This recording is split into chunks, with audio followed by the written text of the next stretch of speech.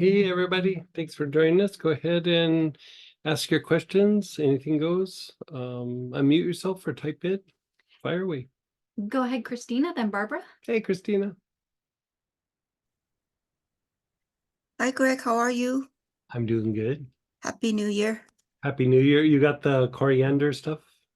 Yes, thank you so Okay, much. good. And I got your purba and your mala. Oh, good. It's in my special place on my in my altar. Thank you so much. Good.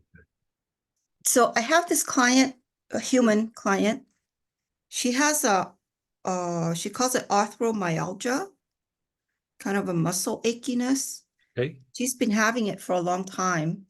And Like it's how long's a long time? Like more than a couple of years or years. I don't know exactly how many years, but years. And she says she's tried everything. I don't know what that means. I guess anything alternative, because that's Right. what she's kind of doing right now.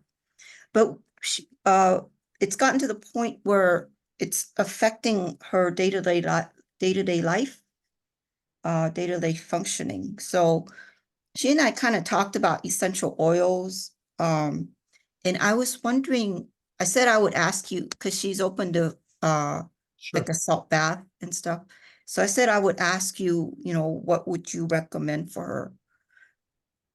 I was thinking of arthric, but I don't know if that would work. Okay, so she's having achiness.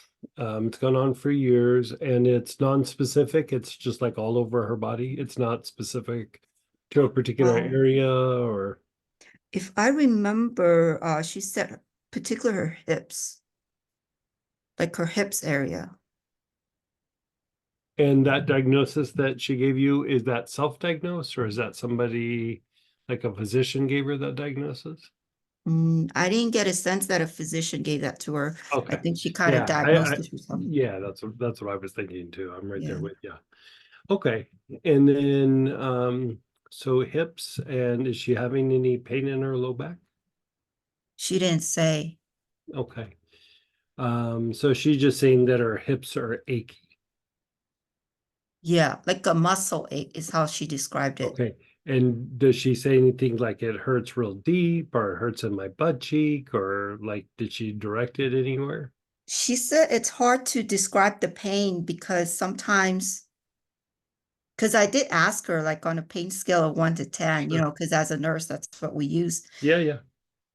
She says she was non-specific. She was not very, yeah, I couldn't get an answer out of her. Okay, that's okay. Yeah. And give me an idea of an age. Like how old do you think she is? I would probably say maybe 60s. I'm just Okay. guessing. Yeah. Okay. Yeah, because people are, they don't look that old. Yeah. I hear you. But I think she's older than me. I mean, she looks older than me. Okay. Yeah. So like anytime you see something where it's achy, it's always a lymphatic issue. But sometimes, like, why is the lymphatic issue happening there? Like, that's the next question. And so, that it's in her hips, could be muscular tension, but most likely that tension has caused some sort of issue in the hip socket. And, if it's both sides, I mean, it could be the psoas, but the issue, like a lot of times when somebody has like a really bad hip on one side but not the other, it will actually wear the spine, especially like around L2, L3, like the low back, like it will wear the disc kind of unevenly. And so a lot of times they'll present like this is achy, but this hurts. Their hips are achy, but the low back hurts.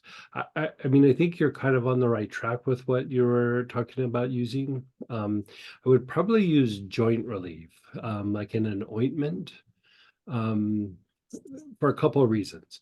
So for one, it increases circulation. And if that hip socket is compromised, the more that you can keep the blood supply moving in that area, the more that's going to hydrate the cartilage and not have it break down as fast. Like cartilage breaks down either from mechanical strain, like, too much weight or pressure on it, or a body misalignment, or it's lacking circulation in that area, usually due to spasms, and that area doesn't get hydrated, and cartilage doesn't have its own blood supply. So then it starts, it gets dehydrated and starts breaking down rapidly. And so the joint relief does that. It increases blood. It also is antispasmodic, and the joint relief is also a lymphatic stimulant. You might want to augment that a little bit with a couple of things. You could do other kinds of work that would involve lymphatic movement in that area. If there's no swelling, you could just straight up go with like the lymphatic, blend, or you could use bay laurel. You could use helichrysum. I would rotate the two, or put one on in a body tonic and then the other in an ointment, or one neat and then follow it with a ointment. And then if possible, anytime you see achiness, there's usually some sort of disturbance in the autonomic nervous system, be it the vagus nerve or the parasympathetic component of the autonomic nervous system. And when there's that imbalance, lymphatic movement substantially reduces.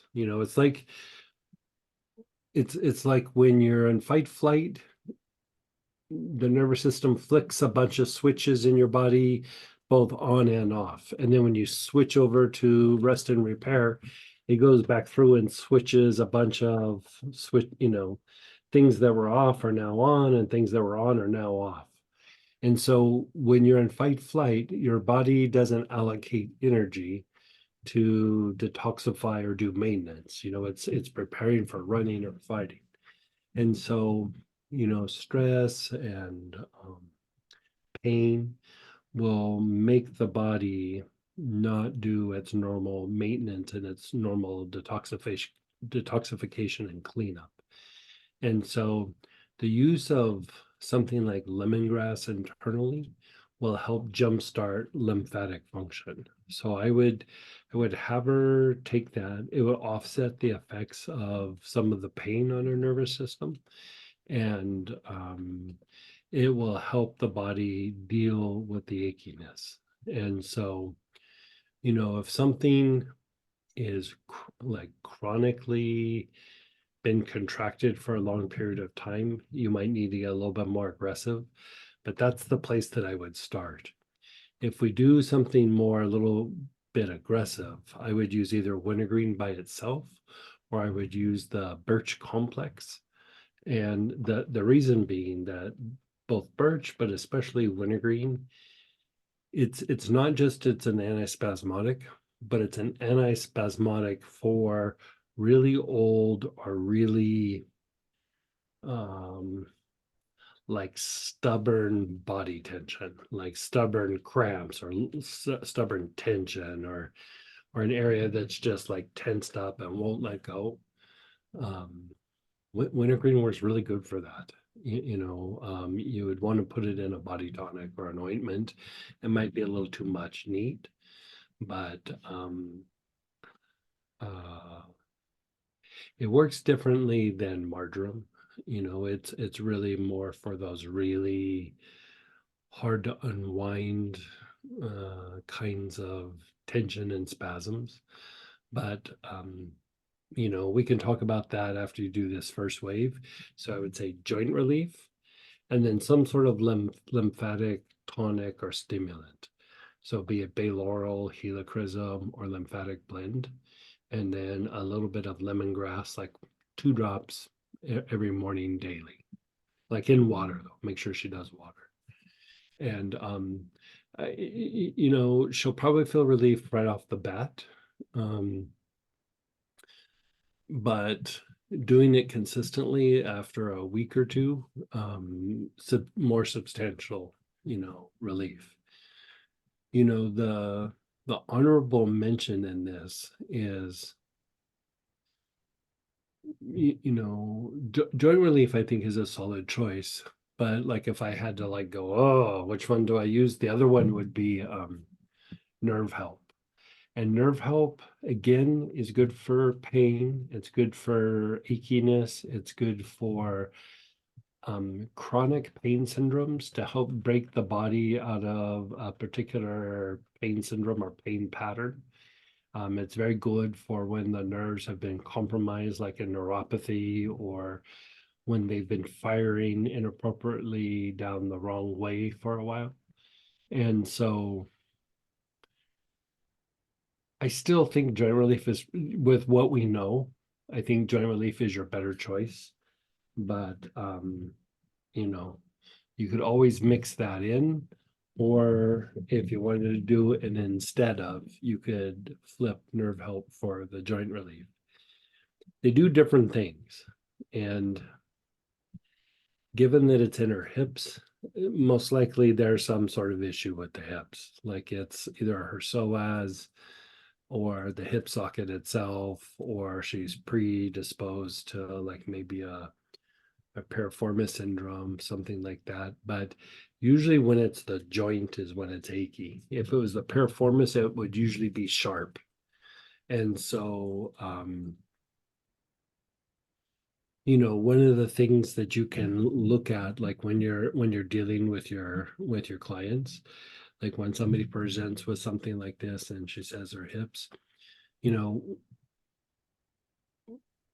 there's different things that could be, but like here we're talking about piriformis syndrome, which would be a contributor to sciatica. And one of the easy ways to diagnose that is you can even watch her, but you can also question her. Like they'll have a hard time sitting, like finding a comfortable spot. Like every couple minutes they'll be going like this and like trying to find like a different situation. Like they'll be kind of fidgety in their chair. That's an indicator of piriformis syndrome. The other thing is like when you get up, you know how like you just kind of like maybe push off like this, they would have to really like and like push up. That's also an indicator of piriformis syndrome. Oh, my partner does that. Yeah, he's probably got the piriformis can get really like irritated or like trigger points in them. And so you can actually use the nerve help for that. You can use the trigger point blend. Like if he's not in a lot of pain, even things like ginger. He's in a lot of pain. He is in a lot of pain. I mean, you could try the nerve help for that with him. You might even want to do like blue healer or pain relief, inflammatory, or German chamomile, yarrow, something like that. Like right on the butt cheeks, the butt cheeks and the low back. Yeah. So it'd be in ointment form? Ointment or body tonic. Yeah, either way. Oh, Yeah. okay. Yeah. So back to my client with the muscle pain. So you said joint relief as an ointment, and then with the lymphatic blend or bay laurel or helichrysum, is that internal or is that No, it'd still be topical on the area. Like I'd have them rotated. The bay laurel, the helichrysum, you could probably get away with it being neat, but ideally it would probably be in a body tonic. The lymphatic blend, I mean, that if their skin can handle it, you could do that neat as well, but also probably like a body tonic, or you can do that in an ointment, like have her do one in the morning and one in the afternoon or one in the evening, and just have them rotate back and forth. so that if It's I what we was would call like rotational heat, approach, where you're not just putting the same thing on, you keep treating different aspects of it, and then you just keep like you have like a treatment schedule, but you're rotating the things that are being put on because you're trying to deal with spasms and blood flow and lymph movement, and it's hard to do it all in one.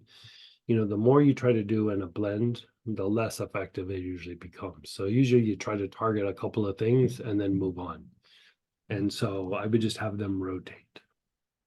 Okay, so let's say, for example, if she uses joint relief as an ointment and lymphatic blend as a body tonic, you would have her rotate, like Mhm. maybe joint relief in the morning and lymphatic blend at night. Is that what you're saying? Yeah, exactly. Okay. Yeah. And then lemongrass You daily. do lemongrass in the morning and at night, but at least one time a day. Okay. Yeah. Okay, very good. Thank you so much. And you know, there's always, I mean, we can always do more, but like, you know, galbanum or myrrh is always good. But I think just keeping it really simple, especially since you're dealing with a client, you know, just try to like do the thing that's going to produce the like the fast result, and then you can give her um like if she treats it like this for like a month or two, then you can give her even more long-term like goals with some different things. But you know, if they don't really engage that first phase, the other things, you know, Mm, you need to do that first part. You know, if there's spasms or a real poor blood supply in that area, you gotta knock that out. okay. Yeah, yeah. How's the bodega going? It's picking up actually. Yeah, very Yeah, good. I'm getting busy. And I don't know if it's because I gave a lot of people discounts this month, but Yeah, it's whatever. a good way It's, to just get movement going, and yeah, yeah, and I've got some activities in the works, so ideas are kind of flowing. It's pretty exciting. good, good, good. Waiting for you guys to come. Yeah, we'll be I'm not sure when we'll be there. We definitely will be there in May, but like probably before May, but I'm not sure yet. We're still trying to figure out. We had some hiccups with our scheduling at the beginning of the year, so we're trying to work that out. Oh, yeah, no worries. I know you guys are Yeah, busy. yeah. Yeah. Thank you so much, Greg. You're so welcome. Glad everything's working out good for you. Yeah, thank you. And then go ahead, Barbara, then Ralph. Hey, Miss Barbara. Hey there. A friend of mine saw something published a couple of weeks ago about diffusing oils while you sleep as a preventative against memory impairment. Her mom has dementia, and she asked me about it. And I did know your thoughts on a couple hours of diffusing an oil versus working Oh yeah. the And memory yeah. component that you did as part of a class some time back.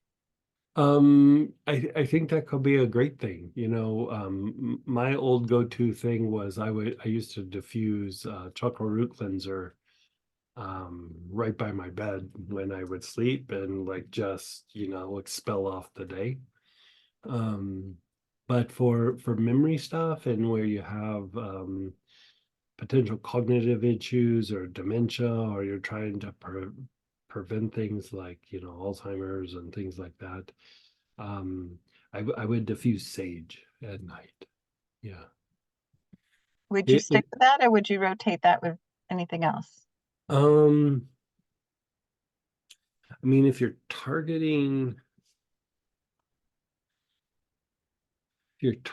cognitive issues, or like, what would you say it was, dementia?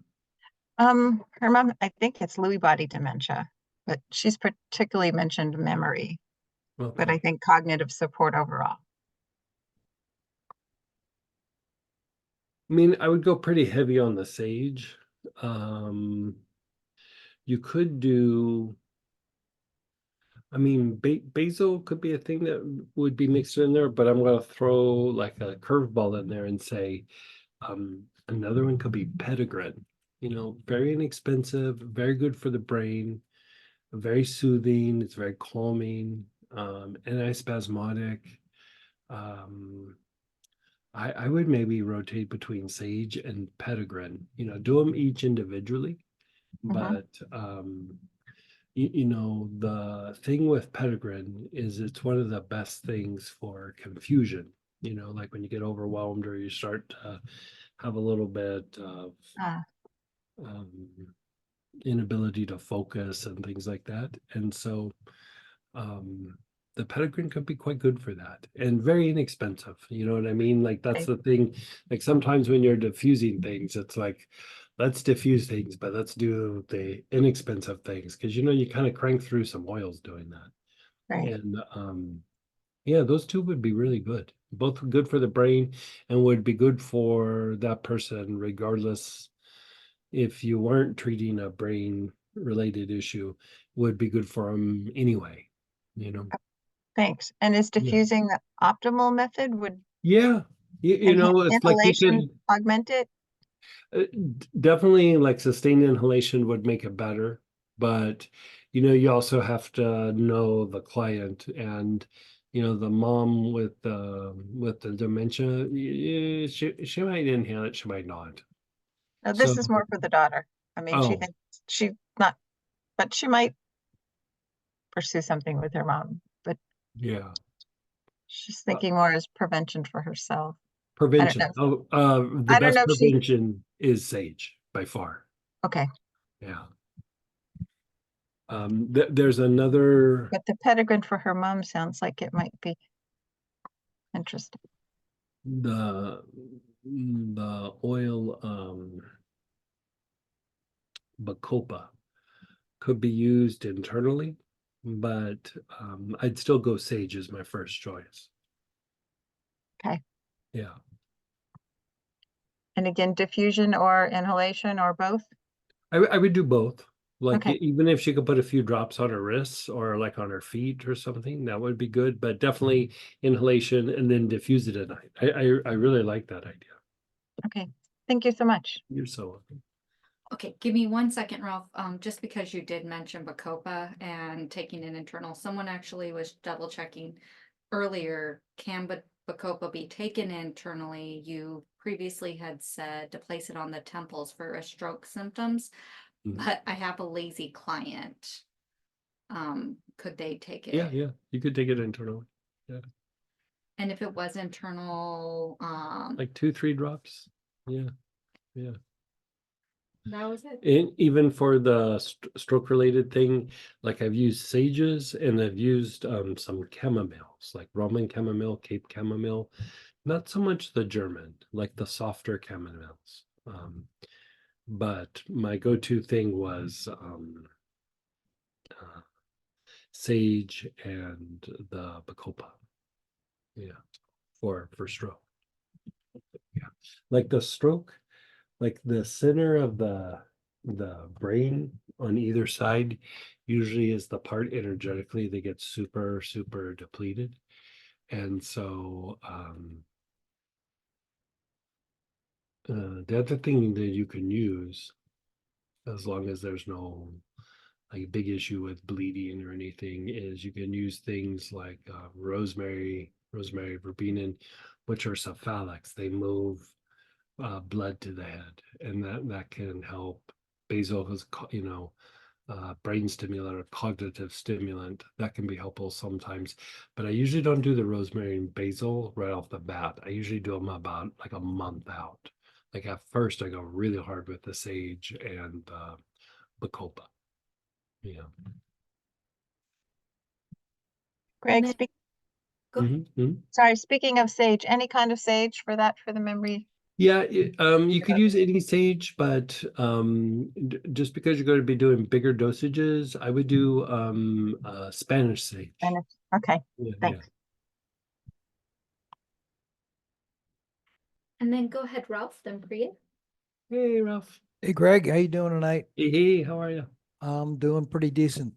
Back when we were doing the Revitalize and Thrive in the New Year, on Sunday at the end of the class, we were talking about vows of poverty. And I wanted to, Very familiar.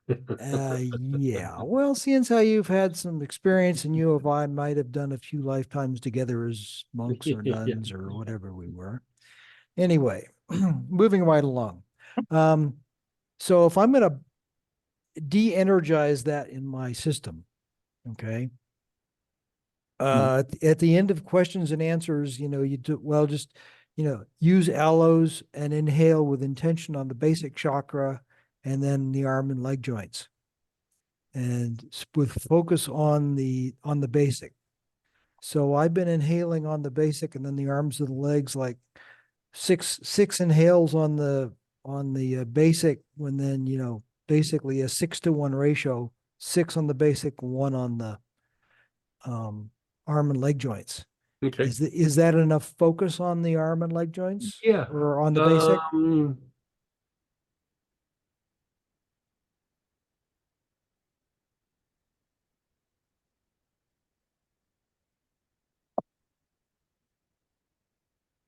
How long have you been doing that? Like a week? About a week now. Yeah, I mean, it's going down. Okay. Um, And I'm doing it twice a day, and I'm planning on doing it twice a day for a while. yeah, So- like so I mean those past vows, like they can be a real like stubborn thing. And so most likely you can probably flesh it out that way. Mhm. But if for some reason you're still feeling like there's something still there, right? Mhm. Um do the keep doing the thing that you're doing, Yep. you're doing the basic, you're doing the arms and legs, Yeah. but you can add the front and back sol like do the basic first, then do Mhm. front and back solar, then do the ajna, then do the crown. Let it like percolate for a couple minutes and then do the same kind of breathing but on the spine. Okay. Yeah. So And the so idea once that is I've gone through and inhaled on the chakras, like I'm just doing a regular process, Mhm, okay? And then I come back and then I'm gonna inhale on the back Mingmen, back heart, crown, right? mhm. Okay. All right. Okay. And then explore the spine a little bit. Yeah, that's what Okay. I gave him the last time. Oh, Yeah. okay, so I'll just. Okay. Yeah. Because like here's the thing, and this is actually a little thing that we're even going to be talking about in the class this weekend, Sphinx class, The is Sphinx. Okay, good. that we talk about conditioning in our neurology and our immune system and our endocrine system, and then how it generates like emotion and our thinking and thought process, which is all good, good to target those things. But a deeper level is that when we have traumatic events or a lot of conditioning or behaviors that we grew up with in like the family unit or something, is it does impact the will. Yes. And there's different aspects of the will, and when it impacts the will, it's almost like it generates, like, I don't like to use this term too often just because other people use the term and we're sometimes talking about very different things, but it almost generates like a kind of program that is like this operating program that you need to undo. And doing the oils on the basic, then the solar, then the ajna and the crown, and then going to the spine is a deeper way to clean that up. There's still a deeper way. It's just it's a little intense, but it starts to do work with uh like there's this approach that you do with the elements, and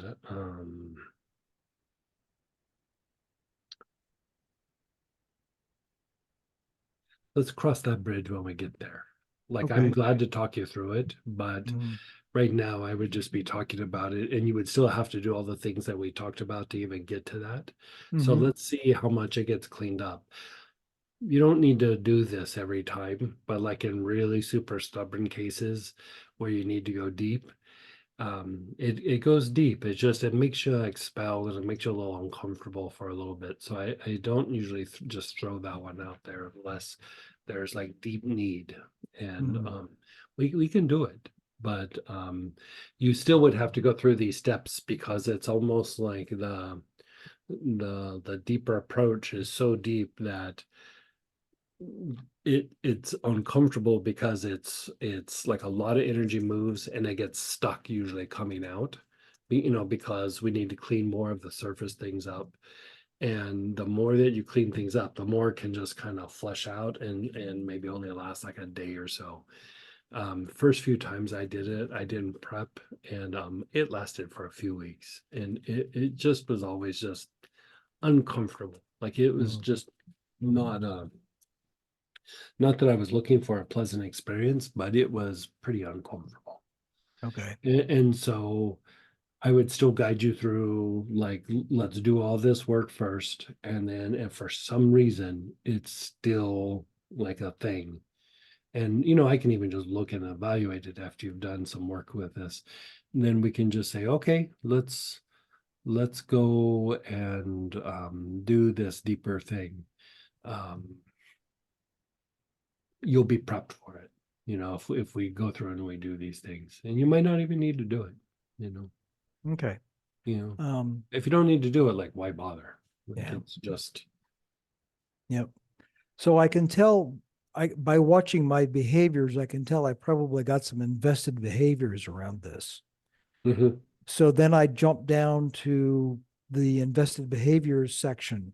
Yes. And so I'm doing invested behaviors and I'm using galbanum right now. Is there Okay. an oil that might be more effective than galbanum? Galbanum is pretty good. Like, it Okay. would be hard to beat that one. Okay. Yeah. Yeah. All right. Excellent. Yeah. Okay. Yeah. Good for you. Yeah. Yeah. Keep me posted. Let me know how that plays out. Okay. All right. Part two here is Mhm. I have so one of the behaviors that I have in my life is partially through programming when I was a child was Sure. that I could fix things on paper, but I was not as a child encouraged to physicalize repairs or fix things or Hmm. to learn to use my hands and stuff. It's something I picked up in my adult life, Hmm. but I'm still most comfortable doing things on paper or thinking up ideas. Okay. So Hmm. when it comes to actually physicalizing things in the world, I'll get a project started and then I'll stop halfway through. Okay. All right. So that's one of the things I'm beginning to look at as far as invested behaviors. Okay. Do you have any I think suggestions that's as to, awesome thing to target. okay, So do the invested behaviors that we talked about, but okay. I would add like an extra step, since you can be so specific about what it is. Mm-hmm. Um, like, look at a project, and you know how I can't remember what classes, be it a star or here, so you'll have to just bear with me. But Okay. you know how, like, sometimes we breathe in like the essence from something, like you're looking at a statue or something. You go, okay, I'm gonna breathe the essence Mhm. in, and then you exhale something out, right? Yes. Yes. Okay, so you want to do that a step further. So you look at what the task is, right? Like, Mhm. so you're going, okay, I need to, Insulate the windows. yeah, Yeah. insulate the windows, right? And so you like you said, you do it on paper. I gotta get all the supplies. This is how I'm gonna do it. This is the process. I'm gonna start with upstairs, then do downstairs, whatever it is. Mm-hmm. So you kind of contemplate all that, but then, like, look at the project and breathe the essence in of the project into the ajna, right? Into the ajna. Right. And then as you exhale out, you're exhaling out towards the project. Like, first just observe it, go, okay, like, I'm going to be doing all this project. And then you kind of look at the details, and then you go, okay, breathe in the essence from that project. And then as you breathe out, it's like you're breathing it to the project, but then through it. Right. So Okay. it's like you're almost like breathing, like you hit it and you just keep going past it. Right. And then you breathe Mhm. back in the project, and then you breathe through it, and then Okay. in, and do that several times, because part of what you're trying to do is like a kind of expression. You know, it's not so much that you need to talk about it. You're trying to express it like, okay, I need to get up and take action, right? And so sometimes there's just like a little bit of a disconnect between us and what we're trying to do. And so it's just like you hit this like, ugh, and then nothing happens. And so Exactly. you could even do the thing with the galbanum, and you could actually even use like etheric cords or ironbark eucalyptus, where you sit and just observe the project and just inhale, you know, like with the etheric cords, where you're almost like cleaning up the cords to it. Mm-hmm. Mm-hmm. It's different than like chords with people, but there's still like a chord there. Like, you know, there's still Yeah. like, I need to do this. I gotta get this done. I gotta, you know, and so that can clean it up as well. But it it it takes a little bit the first couple of times you do that, but the more that you do that, you're you're you're training your chakras in your energy body to like take that kind of action. And some of it's in the ajna, some of it's in the basic, but the basic will be rehabbed by just you taking action. Like you know, for a while, I don't know. I went through this phase where, you know, I was busy and I was getting stuff done, but there was just these areas where I would procrastinate. Like I just couldn't take any sort of action. And, you know, I tried all kinds of different things. And then, you know, I start thinking about like, okay, it's a basic chakra issue. You know, yes, there's the ajna. Yes, it's all there, but like the basic wasn't pulling its weight, you could say. You know, I think at the time I was doing like maybe an excessive amount of meditation, and I was just enjoying sitting on the couch, if you know what I mean. Like I was like, Oh yeah, yeah. you know, Yep. this is Oh all good. yeah. I'm in that world. Mm-hmm. It'll be okay. Really. And then at one point I I'd was really like, rather "Ah, bliss out. Yeah, yeah, thanks. Okay. exactly. Yeah. And so you know, as much as I tried to tackle that big, you know, some of the bigger projects, I just couldn't get myself to do it. So what I started doing was like anytime something little, like, hey, the garbage can is full, you know, in the kitchen or something. And it was like, jump on that, just take it out. Boom. Didn't matter if it was midnight, like I'm taking it out. Like just little tiny tasks. And as weird as it sounds, every time you do that, you're doing a task that like needs to be done and not setting it aside. You're making your basic chakra stronger. And so the idea was, I'm going to pick a bunch of little battles. I'm going Mhm. to win those battles, and then I'm going to come back to this big guy, and then I'm going to take it on. And it worked. It worked really well, actually. Okay. And the quickest thing is to try to do the ajna thing, you know, Mhm. breathe in and then out. But Yeah, then, you know, because I remember you'll, the ajna breathing from martial arts practice back when I was oh, in really? college. Yeah. Oh, well, Yeah.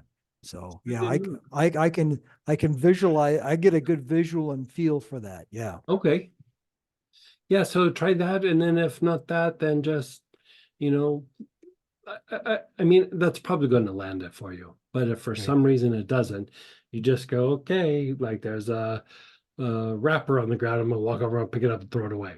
And you know, Mhm. it's like it's not big things. It's just like you just keep doing like little tiny things. Yeah. And then all of a sudden, before you know it, your basic is like, well, let's tackle this big thing, you know, and the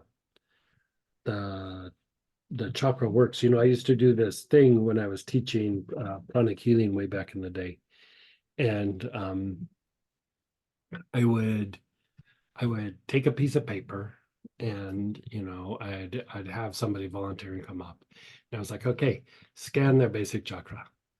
And then, you know, everybody would scan their basic chakra and I'd hand them the piece of paper and I'd go, will you tear this piece of paper in half? And I wouldn't have them do it. And then I'd have them agree that they would do it. And then, you know, I'd step back and then I'd have them go, I'm going to do this later. And they would lay it down. The basic would shrink by about 30 to 40%.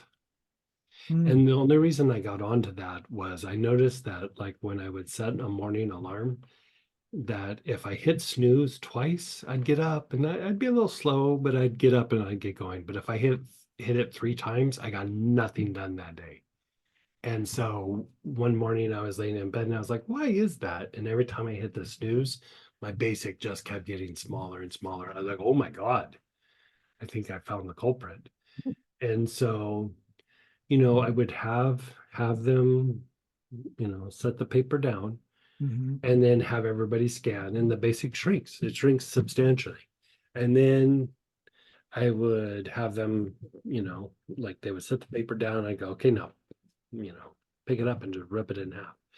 And so when they would pick it up and rip it in half, not only did the basic not shrink, it got bigger than when they started. Right. And so that's the same idea. Like when you have like little tasks, there's some times where it's like, you know what, it's not good timing. But if it's like, yeah, the timing's good right now, but later, Yeah. basic, it shrinks. And so I would say that, scheduling's important, and there's the idea of like, okay, I'm not going to be able to get everything to my list. That's not necessarily going to make your basics smaller. But when you have the ability to do it and you just go, later, that's what makes the basic shrink.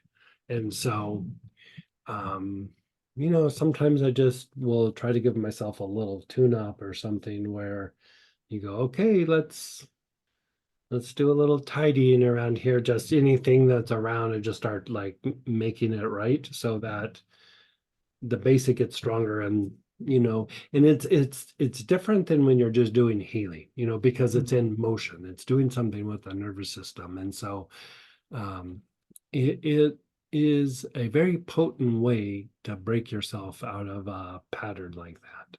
At least it worked for me. Mhm.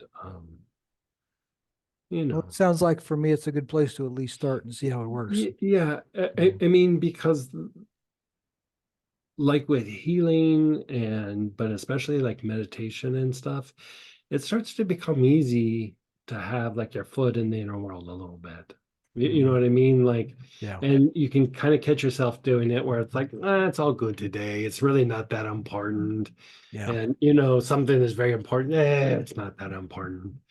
And, nothing wrong with being in the inner world, but you also have to be able to step into, the outer world and get stuff done. Yeah. So, like, if I catch myself like I'm getting pretty cozy in that inner world thing, then I make myself just do little weird, tedious things for a little bit. Yeah. It's my target this lifetime is to integrate, the inner world and the outer world to the best they possibly can. Yeah. Yeah. Yeah. All right. Last question. So a lot of times when I'm sniffing the oils, it's like, people describe various experiences, and I'm not getting these various woo-woo experiences they're getting. Either Mhm. I'm energized or I'm relaxing, A or B. Mhm. Okay. So is that something that I can, use these behaviors, modifications on, or I just have to go, okay, that's where I am right now? It probably has to do with like the kind of work that you've had to do over the years, and Mhm. it's made your brain, like where you process um in a particular area. Mhm. I mean, it's not bad, but I get it. Like my brain's wired a little bit that way, where I'm just like, ugh. I watch people bliss. I was like, I'd like a little of that, please. Yeah, Yeah, been there. And as I get older, it's been a little bit easier, but still not like most, I would say. Yeah. And there's that can't remember what class I was in. I want to say it was one of the like the angelic class where we used Bakul and like vetiver, or I think we used balance. Did you Mhm. happen to take that class? Do you have a little bit tiny bit of Bakul? I think I've got some. I have to look it up. Yeah, I think you were in that class. That's why I'm, so the idea is the Bakul kind of helps shoot you out of your body. If you don't have Bakul, you could try using like osmanthus or what else could you use? Well, let's see if you have Bakul or osmanthus. Okay. And so you kind of, you can just, you don't even have to follow a pattern necessarily, but you know that pattern where we go crown, right foot, left palm, Yes. left. So that first one's about expansion, and then the second one is about like grounding into the body. And so you can do it a couple of different ways, but either way, like I think the protocol in the book in that class was a little bit different, but still either way, there's a few different ways you can do it. Mhm. Because it's not always about expanding out. Sometimes the issue is like fortifying the mechanisms that help ground you in your body. And sometimes that can actually be what helps. And so I would just work that process of expand out and then back in, expand out. I do that one sometimes for like a few days where I just work it really hard and then I won't do it for a while. And I usually sleep better and my meditations and healings are a little bit better. Like everything's a little bit better. And it's like you just got to get used to the expansion, because in the expansion there is this like moment where you're kind of transitioning and there's like you're teaching your body to like let go of something, and you'll kind of work through that and you'll go, I'm expanding more, but it's like you'll kind of reach another threshold again. So it's a good thing for anybody to do, practicing it over and over again. But when you especially have those kinds of issues, um, you know, that can be very helpful. The way that I broke it originally, like when I would meditate, I would relax, but I wouldn't expand at all. Mhm. And so one day, Master Cha is the one that told me to do this. He said, stay up for as long as you can. Like, don't go to sleep. And then right when you think you can't keep your eyes open anymore, he goes, do twin hearts. And I was like, okay. And because of the fatigue, I was able to leave my body really easy. My body got overwhelmed. I just left the body. Yeah. And every time after that, it got easier. Like it like I could do it a little bit easier next time, but then I did it and then it got easier. And then it got easier. And then, I kept doing it. And so I mean, you could always try that, but that So was was that like one of his recordings for Twin Hearts? yeah, I just played the CD. Yeah. Okay. Yeah, it was just the basic generic Twin Hearts. And Okay. the big point was, he said you gotta be super tired, and because falling asleep, when you let go to fall asleep, is very similar to letting go in the expansion in your meditation. So he said, get your body so that you can barely keep your eyes open and then sit and do the meditation. And he said, you'll take off. And I was like, I don't know about that. And I did it. It totally worked. So Incredibly wise man. yeah, he knew all the tricks. Yeah, really. Cool. Yeah, he did. Okay. Excellent. Well, thanks for helping me Yeah. look a little bit more at the physical body here. Appreciate that. Yeah. So keep me posted of how that's working, and we can problem solve whatever comes up when you do this. All right. All right. I'll keep going. Thanks. Okay. Take care. And go ahead, Priya, then Dan. Hey, Priya. Hi Greg, how are you? I'm doing good. How's life out there in Australia? Good, really good. Heaps Good. better. Yeah. So I am connecting today for a few friends and some Mhm. loved ones. Mhm. The major one today is someone very close. They're going through a heartbreak, and it's a potential breakup. So there's the lack of knowing what's happening, and the Mm. confusion and the pain and so much grief that's going on. So I just wanted to sort of find out what So can they're I. not sure that they're going to break up, but they think the other person is going to break up with them. Well, And the other person has left for the time being, and they're saying that they're gonna think, and it's just she doesn't want to leave. She wants the relationship to work, and there is a chance that it might fix.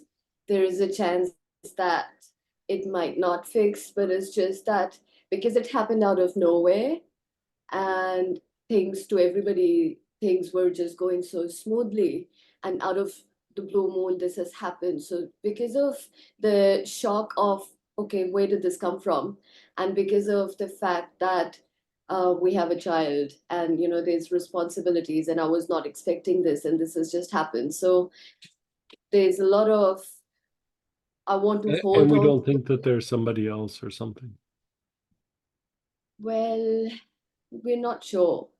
Okay. Okay. We're not sure. I mean, There's, it could be something else, but like it when it doesn't fit, like something's up, something's going on in that person's yeah. life. Yeah, they have Make them not given behave that much way. reasoning. There's no much explanation. There could be that there's somebody, but there's not been any discussions. But it's just that the person And who there needs hadn't been like a previous fight or disagreement or an issue or anything. They were just plugging along and to everybody else, it just seemed like what a perfect relationship, and such just a perfect relationship. But there was a little bit of bickering here and there, just like normal couple stuff, but nothing yeah. major. Nothing major, no major discussions. And they've just had a meeting recently, and there's been a discussion that nothing was ever discussed. If there was an issue, there was nothing was mentioned. So I guess I'm just trying to find out if there's any way I can help her to get rid of the confusion and the heartache that she's going through at the moment, because she's got a baby that she's looking after, and she's still going to work and everything, but she's got so much confusion, and she doesn't want to talk to anybody, and she's just thinking, I just want the person back in my life, and I will do anything. But that leads to a lot of pleading and begging and going too far. So it's just Okay. helping her find some clarity. Yeah. Um, you don't happen to have that frankincense and rose blend? No. I've got the frankincense and myrrh. Okay. Yeah. Do you have rose? You have just regular rose? I think I do. I might have to double check that one. Okay. If you don't have rose, then also frankincense. Yeah, that I So do. I would do two things. Do something to clean the cords between them, so etheric cords or the ironbark eucalyptus, Yep. and have the person inhale it as they think of the other person.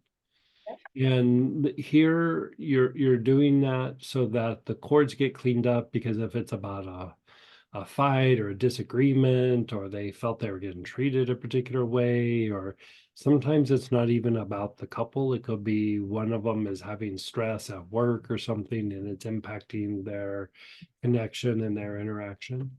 And so by cleaning up the cords, especially with a partner, and you're focused on them when cleaning the cords, it deepens the ability to connect with that person. Yeah. And so that would be like a way to try to save that situation. And the frankincense and or rose Yeah. would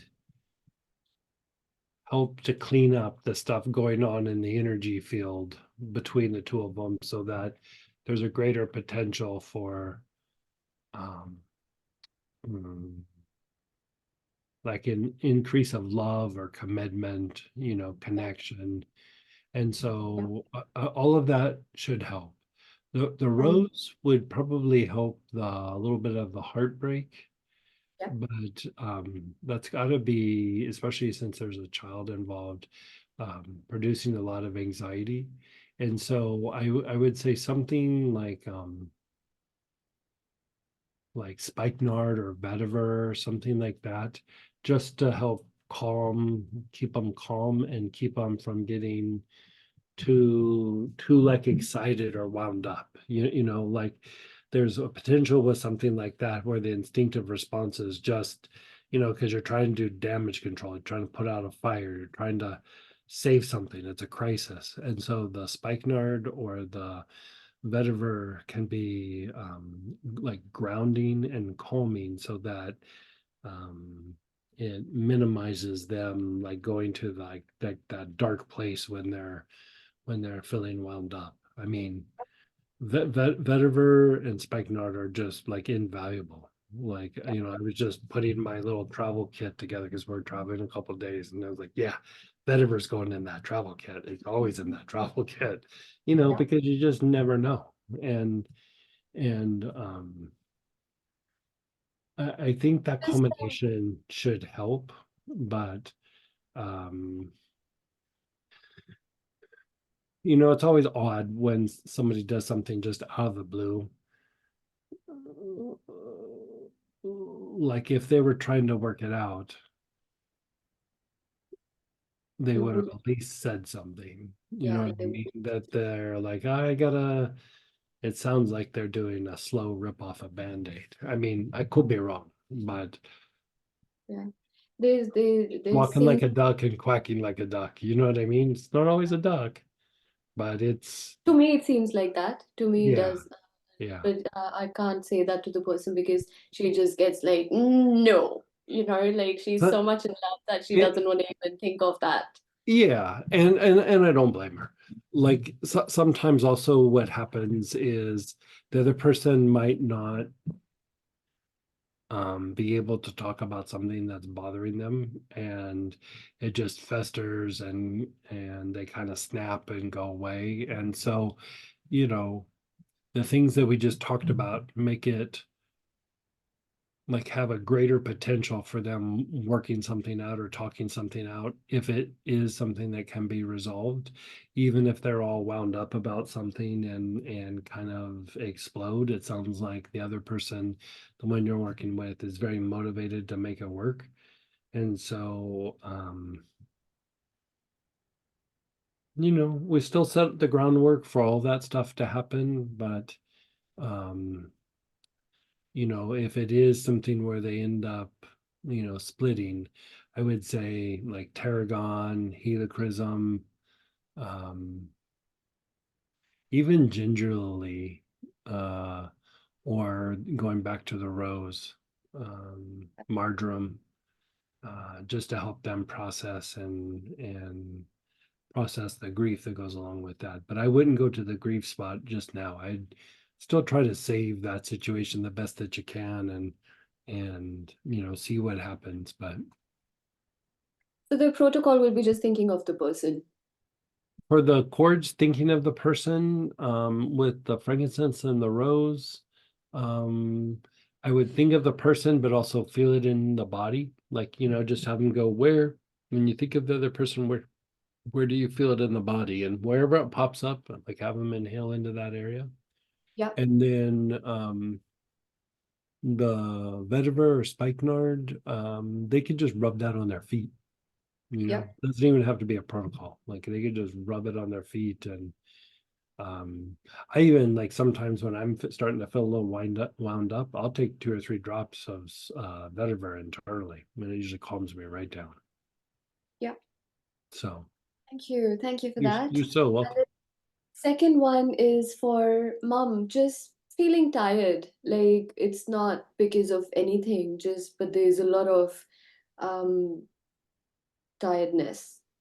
Doesn't make sense where it's coming from, but it's just that throughout the day she's just all of a sudden feeling Yeah, very hers is. tired. Does she have a lot of pain? Is she in pain? On her foot, I think it's on her right foot. There's something she got diagnosed with. There's a little bit of an overgrowth of skin tissue. Okay. There's a condition. I can't remember the term of the condition, what it's called, but she used to do a lot of vigorous walking, long walks, and that's Uh-huh. caused some discomfort on her foot. So the doctors have pretty much advised not to do so much walking at the time being. but Okay. it's not bad, but she just, whenever she's getting up and starting to walk, she feels a little bit of discomfort. Okay. Um, the reason that I ask is that her front back solar plexus is depleted, and you see that a lot in pain syndromes. It doesn't mean that that's why it's there, but that is one thing that can happen.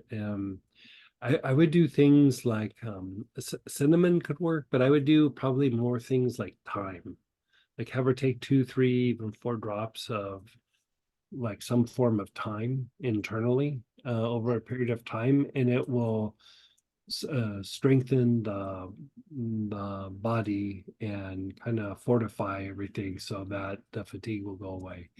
Yep. Ravensara can work. Also, niaouli. Yep. It's like that one that's in the tea tree family. Yeah, niaouli can kind of invigorate the body and strengthen like the fires in the body for like in the solar plexus. But my first choice would be thymes, like thyme linalool, thyme thuyonol, what some form of thyme. Yeah. And with the cinnamon, is it just inhaling in the I front would and put a couple drops in water as well, like yeah. 2, 3 drops in water and drink. And yeah. Beautiful. Thank you for that. And just concentration, focus, reading something and just one page through and feeling dissipated. ADHD. For yourself or for It's for myself. Starting to read and then all of a sudden just feeling like I have to bring myself again and again to the same paragraph and okay. reread it to be able to Yeah. fully That sounds like stress of concentration, like you're processing. Like, have you tried basil? know, but I do have That it. you do have it? Yeah. Inhale basil and even put like 3, 4, even 5 drops in some water and drink it, like as you're doing it. And the basil will diminish the stress of concentration. Like anytime you have to like focus and process a lot of information, it generates like a mental kind of stress, just from the act itself. And so Yeah. what happens over a period of time is just like what you described, like you start to look at it and you start checking out, and stress will start to shut the brain down. And so the basil will offset the effects of the stress, and then it will stimulate cognitive function. And Yeah. so it should help you process things that you're trying to process and undo the effects of the stress, Thank you for stress on the mind or the brain. Yeah. Is there a particular protocol while inhaling? Just inhale it and water. Yeah. Thank you. And Yeah. my best friend, this is the last one. My best friend, she's Sure, got sure. some shoulder pain on both her shoulders for a few months now, and she agrees that she feels that it's an emotional baggage because for almost throughout her life she has found it very difficult to say no and has taken too much on her plate, Okay. and she would um struggle saying no pretty much, and she feels that that's the baggage that she feels that she had to take the baggage on her too much. So recently she started to draw healthy boundaries and stuff like that, but with regards to the pain, it's getting really worse. Okay. So she's started to attend some of the Astara sessions recently. We're doing healings on the shoulders, we're doing the psychotherapy every And is week, it but like up here or is it out here? yeah, out on the Out, shoulder. out in the joint. I would say it's like both. It's throughout the shoulder Like area. here, it's like just the whole upper.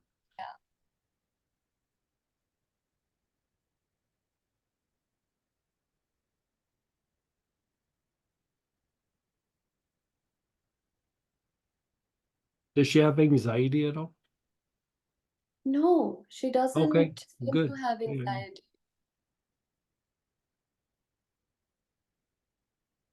She has diabetes. I don't know if that has anything to do with this. It shouldn't play too much of a role in this. Um, I mean, sometimes that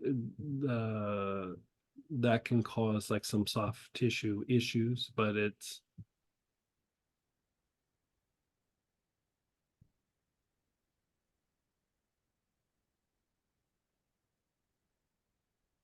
I would do the thing with the vetiver, like at the base of the skull in here. Yep. You know, like where the neck and shoulder kind of come together. And then in an ointment, just like all across like the tops of her shoulders. Yep. I think that could probably do it. Beautiful. Yeah. You know, it's grounding, but it's also very calming. It's a muscle relaxer kind of effect, and it gently stimulates circulation, but in a cool way. And so, you know, if she's creating boundaries with people, you know, there's got to be a little bit of an uncomfortable feeling that arises when she's doing it because she's doing something new and she doesn't know how it's going to be accepted, what people's reactions are going to be. And I think the vetiver could help her on a lot of levels with that. Thank you for that. Yeah. Thank you very much. If it doesn't work, let me know. But that would be my first, like, you know, because it's one thing if it's just one shoulder, but like you said, it's both shoulders, and there's these efforts being made and relationships and interactions with people. And I think you're right. It probably is something to do with that. But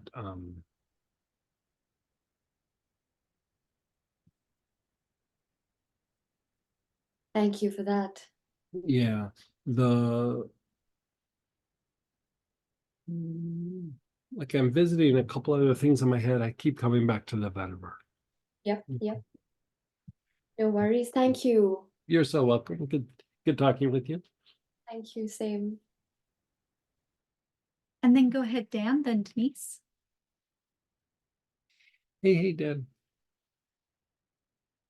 Let's get you unmuted. There we go. Hey, Greg. Hey.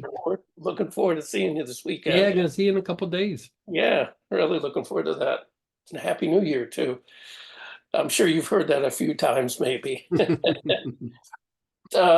You know, I've picked up a lead role. Here's Icy. She wants to go for a walk, but she at work. So kind of like a little more above and beyond. I work in computers for hospitals and that sort of thing. Mhm. So the pace has gotten really, really quick. Okay. So I've been using the camphor body tonic on the limbs, Okay. which is really good for cleansing, you know, keeping the stress level a little further down. Mhm. Also diffusing sage Okay. sometimes during the day, like when I start the day. Mhm. Is there anything else that's good for that? So your the issue is just like the pace and having to be able to drop something and let go. Keeping the pace up.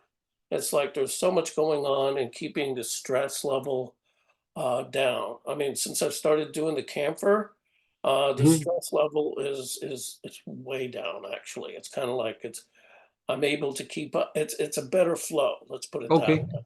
way. I do like the sage for this. Like I think that's a really good one. I would say, do you have like some cinnamon that you could inhale or diffuse? Yes. You could take it internally too, but like even just diffusing would probably get it. Okay. Okay. Yeah.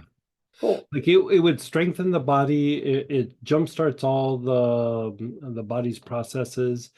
It you know makes you a little bit more action oriented and kind of also thickens your skin a little bit. And when you're having to jump from one thing to the next to the next to the next, Yeah. you gotta like not that you have that issue there, but it's like you can't really take any of the stuff personal. You know what I mean? And cinnamon doesn't take anything personal. Like Good to cinnamon's know. all about like, yeah, whatever, and just keeps pushing forward. Oh, I kind of And yeah. That sounds really good actually. yeah, and Because it so kind that's of what I would do. Like okay. Because that kind cinnamon of is super thick-skinned and just does not like if somebody's given them, you know, if you looked at cinnamon, like if it was a person, you would say cinnamon does not care what other people think. And that's true. Like cinnamon is definitely that. okay. Good. because I was gonna ask too about like writing, like what I find is kind of hard or escalating emails kind of thing. Because I'm kind of like I have a hard time saying no, right? Kind of thing. So I always want to help out and I'm always trying to troubleshoot and figure things out. But in this role, like I gotta either delegate or let someone say, this is their team to do that. Right. It's not Right. my responsibility. Right. It's even though I could do it, it's just like, kind of drawing the boundary and being, I guess, firm, if you will. I had this one Mhm. email that I had to write today, but I didn't do Sure. it because I wanted to check in with you first before I kind of went with that. So So even like that dynamic of like having to, like you said, you're almost like kind of breaking out of ways that you have used to do things right, because now you're in a new position and you have different demands on you. yeah, And so I'd also practice the three brain from the bottom up. okay, When you go six, Ming Men, solar plexus, back heart, brain, crown. And you could even sit and reflect on a particular situation and then go through and do the three brains and then cycle through it a little bit until you feel more comfortable, like say there's like a tough one to do, but the idea is you know even in that situation, part of what's helping you to like move and do things different and move quickly is it's the intuitive side of the mind. uh-huh, And the intuition processes things very quickly and then adjusts and adapt very quickly. The intellect or the everyday mind processes the information very slowly, forms a strategy, has to figure things out, like it goes through all those steps. And so part of your work is working with the intellect, with doing all the IT stuff and everything. That's very intellect oriented activity. But then the managing and problem solving and troubleshooting and even breaking out of your old ways of doing things because you're in a new position, that's all going to be the intuitive side. So stimulate things for the intuitive side. You could use that blend. Remember back in the beginning of September when we did it and it had shibumi in it? yeah, You could work the pattern with shibumi. okay, Yeah, Boomy, yeah, I remember that, yep, yeah. okay, That cool, would be super good for you. Super, okay, super good for you. Yeah. excellent, excellent. Okay, and then also, detaching from the day. Like, I Mhm. was talking with Anthony about that, and he mentioned just to cut the cords, Mhm. from the office to getting out. Is there any other kind of practice that would be good Rue. for that? Just inhale Rue. Rue, Yeah, you don't even have to think about the stuff at work. You can just inhale it for a couple minutes and detach from all of that. okay, great, Yeah. you're the man. Yeah, Couple more like if you're really having a hard time with that, because it's new. So sometimes it's not Yeah. just disconnecting, but you're like you want to perform a little extra, and so you think about it maybe a little bit more in your off time and stuff like that. Aloes could be like if the rue's not working, do aloes, and aloes will probably nail it. Okay, Yeah, all right. and congratulations on that new position. Oh, thank you, thank you. A couple more things. As far as for a stiff neck and shoulders, what's a good, is there a good, I mean, she's just studying so much right now, for her, herb, board. And her neck and shoulders are just crazy tight. I mean, it's like she's got a ridge back on her neck. I've never felt such a thing before. And she's got like it's kind of an orangish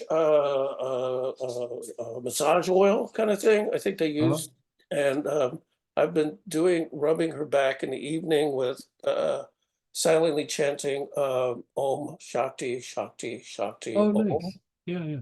And is there something else that would be You good? could try a couple of different things. So one marjoram could work, vetiver could work, and one that works really super well that's a little bit of a sleeper in this area is terebinth.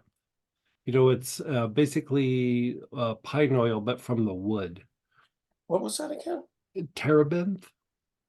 Terrapin. Yeah, like Yeah, I think I remember that from one of TERE. the classes. Yeah. Yeah, it was probably in a class. Yeah, like it's a super good detoxifier of the tissue, releases fascia, and can take some Oh, tension out of those areas.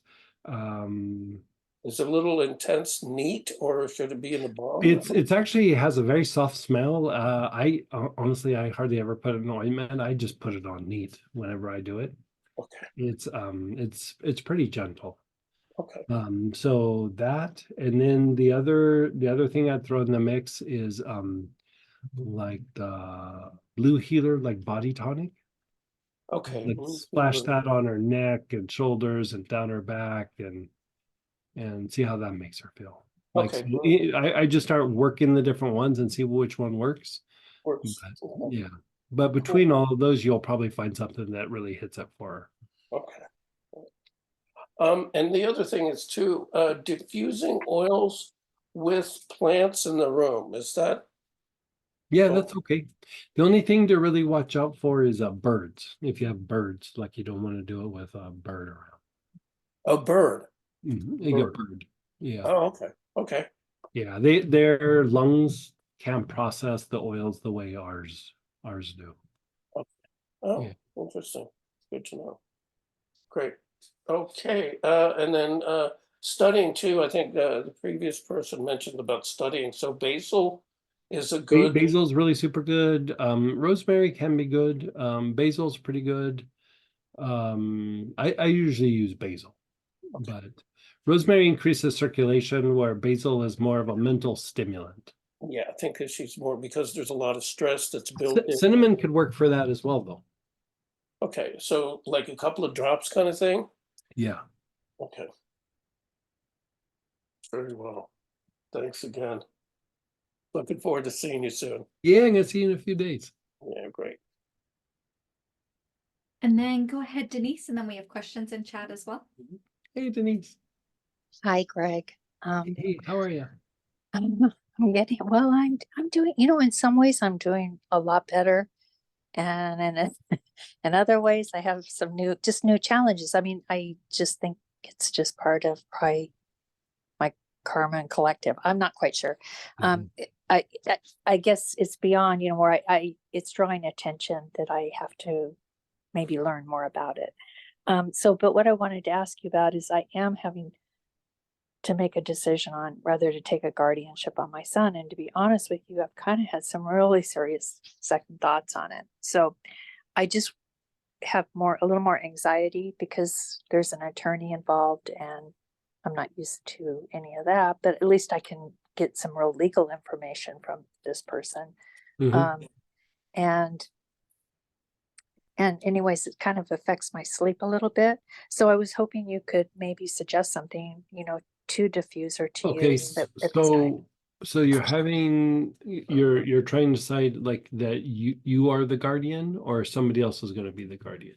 No, his father's been all this time since he was 14 or 15, and he, with the early signs of dementia and the health problems he has, he's going to terminate. Bottom line, he'll terminate. So it can either come to me. There's really no one else that would take it, and my son is like a feral cat. I mean, you cannot have a conversation with him about this. He will just go. There's no reasoning, even when I try to tell him, there's actually a lot of his freedom lies within himself and his choices. But anyways, so it causes anxiety with me right now, I'd say, just because it's sort of a pretty big decision. Well, it's a very big decision. I mean, he's still very unable, Greg. He can't even get on an Amazon account. His dad's paying for an apartment for him. And his dad will always step forward with a checkbook. So even if I was a guardian, I mean, I think I could keep getting just constantly, um,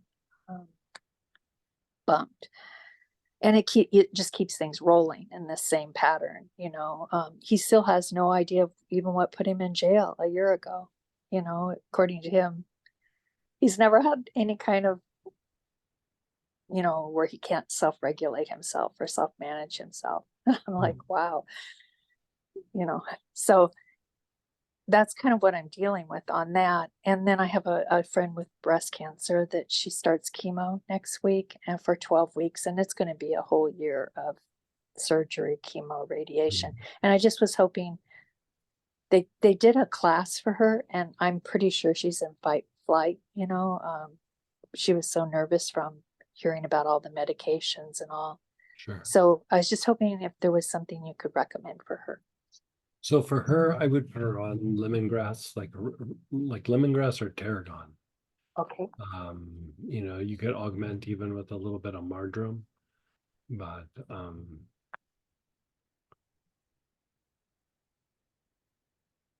Thank you. I mean, we could go down the rabbit hole quite a bit with that, but I would say, especially with cancer patients when they're going through treatment, I try not to do too Yes. much because they get overwhelmed and they get really tired, like when they're going through. The one thing that I would say, I don't know how much people have said to her, but you almost need to be super adamant about this, is that when people have cancer, they usually don't die from the cancer. They die from malnutrition. And when they start going through chemo, they just a lot of times stop eating or eat very little, and like have a strategy of what she's going to eat when nothing tastes good, and like a way that even if she just does like a little smoothie or something where she can get some calories in and just gulp it down. And there's a reason, like when you're sick, that you eat 7-Up and crackers, is like what we used when I was little. And it's just to get some calories in you because you're not eating or drinking anything. You're just trying to get some calories in. And so I would say that's the biggest concern, is making sure she gets calories as she goes through all that, because nothing's gonna sound good. Nothing. Okay. But she has to eat. She has to put something in her mouth and eat every day. Like that's, when you talk with her, just go, that's the rule. Like you gotta, I don't care if it's a milkshake or an ice cream cone or whatever, she just gotta get calories in every day. And so, she'll probably lose her sense of taste. And so she just got to get something in that is simple and easy. It doesn't take a lot of chewing. It doesn't take a lot of time to prep, because she'll probably be very fatigued. It can be liquid. It doesn't have to be, something that she chews, but that and then the lemongrass or tarragon should be very helpful. Okay, she's from Thailand, so I had a feeling about, for some reason, lemongrass. That was the only one that kind of, Yeah. that and marjoram, just because Yeah. it's a good Yeah. fight. Yeah, marjoram would also be good. Okay. And marjoram will probably help the body feel a little better, but And tarragon too, right? You said. yeah, and she can just choose one of them. She doesn't do all of them, but all three of those should help her, the situation with you, boy, ugh, what a place to be in. But it's not even so much like your reaction. You're tied to a situation that's unstable, that causes like a physiological response. And so,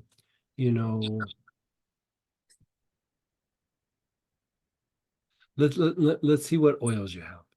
Do you happen to have like some form of blue tansy? Blue healer. Yeah, okay, that'll work. Perfect. Okay. So this is what I'd like you to do is Okay.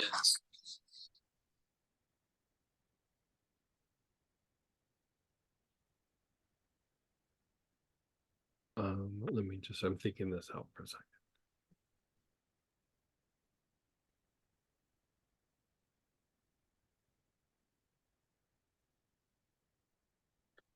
Okay, so. Okay, so there's the pattern that we were just talking about with the three brains where you go sex, then Ming Men, right? Then solar plexus and back hard, and then brain and then crown, right? So do that with the blue healer several times. And then this is going to sound a little weird, but I'm going to talk it out with you. Okay. So at that point, you go through and you do that once or twice, right? And then you're going to sit and you're going to inhale it with your awareness on the Ming Men. And you're just going to take a bunch of long, slow, deep breaths with your awareness on the Ming Men. After you're doing that, you're going to still keep your awareness on the Ming Men, but it's like from your Ming Men, like your awareness is on your Ming Men, but you're also going to look outwardly. And here it's the situation with the sun. And basically, the Ming Men, you know, we talk about it, it's like, oh, it transmutes lower grosser energies and it, you know, it does this, it does that. But one of the things that it does is it helps to establish order, both internally and externally. So sometimes when you're looking at, or you're in a situation where it's unstable, and here, like, it's not just the situation, it's like his behavior is unpredictable. So that just by its nature is going to always feel a little bit chaotic, right? So the more that you kind of tune into that situation with the Ming Men, it's like it's proactively trying to establish order. It will change, like by doing this over a period of time, it will change how you view the situation and your reactions in the situation. And so it will, in theory, help you handle the situation a little bit better, whatever gets decided, you know, it will help you handle that situation a little bit better. And, you know, over a period of time, even when he's acting, you know, out of control, in theory, it should make you be in a place where that's him being out of control. That's not me out of control. But at first, the connection is so strong for any of us. It's just like they freak out and it throws our physiology, even if we're not aware of it. Like we don't have to be like sitting and thinking about it, but because of the connection, your physiology is going to have a response. And so we were kind of addressing that, I think, in the Uncle Bob class and in the Revitalize and Thrive class, but it's that same idea where you're trying to calm down the interaction between you and some external situation. Because sometimes when we're thinking of anxiety, we think about what is it in me that's causing me anxious, and it's really an external thing. Like it's a reaction to something external. So you're almost like training your body to go, when this is unstable, I'm still going to be like, you know, calm. And it's not a mental choice. It's not an emotional choice. It's like you're training your body not to be as reactive to that situation. Because like I said, you don't always even know that it's happening, and your physiology is still going to react because of the energetic connection. Right. So the more that you kind of do the thing with the Ming Men and then focus on him, it helps to transmute that in your body, because that's what it does. It breaks down those reactions in your body and then shoots it up to the emotional mental component. We're not even concerned about that part. We just want to train the physiology in the face of this difficulty to be non-reactive. And so that's what I would wish for you in this situation. Thank you. And to say it in the Ming Main, it's good about, you said, and I did get that part. I've been writing everything down. It's harmonizes, or It helps chaos. establish order both internally and externally. Okay. So like the situation with the sun is very chaotic. Like you don't, like you said, he's like a feral cat. You don't know what he's going to do, how he's going to react, you know, and emotionally, mentally, you've already come to the place most likely where you're like, this is what it is. This is what it, we're doing. This is the plan, your strategies. And, you've thought things out. You've talked it out with your ex-husband. And so things are in place. But still, the thing that spins us out is our physiology still hasn't gotten that memo. You know what I mean? Yeah. Like the mind and the emotions are fine, but the body's like, and so we want to be able to train the physiology not to be reactive when it's facing that kind of chaos. Okay. It kind of at least sort of tampers it down, so you can kind of somewhat even handle Over a it, period right? of time, you'll actually change a behavior. Like Wow, that's you'll kind of change the behavior and you'll change a thought process, but it takes a little bit of time. Like it's not going to happen right off the bat, but the more that you do it over and over again, before like something would happen and it's like and then after a while you're like, oh, that's upsetting, and then after a while you're like,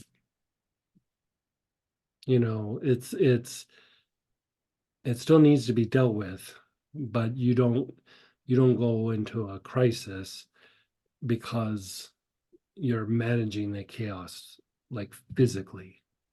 Like you just like the emotions of mind usually fall into place relatively quickly. It's the body that usually is the hard thing. It's like riding a bunking bronco sometimes in some of these situations, and just to keep calming the body down, keep calming it down. And then after a while it goes, oh yeah, I've had enough experiences like this. It's going to be okay. It's going to be safe. It's going to be whatever, or it's not that important. Like, but you almost have to show the body the experience rather than expecting it to like get it. okay.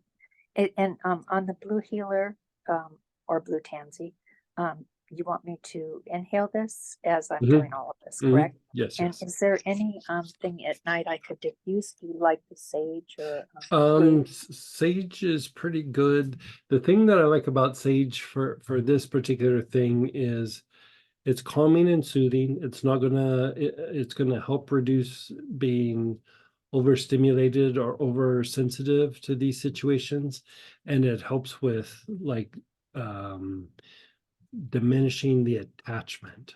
And it's not so much the attachment to the sun, but just the attachment, like, when you're trying to manage his little different scenarios or his behavior, like the attachment of like, oh, this has got to be worked out. And, it just,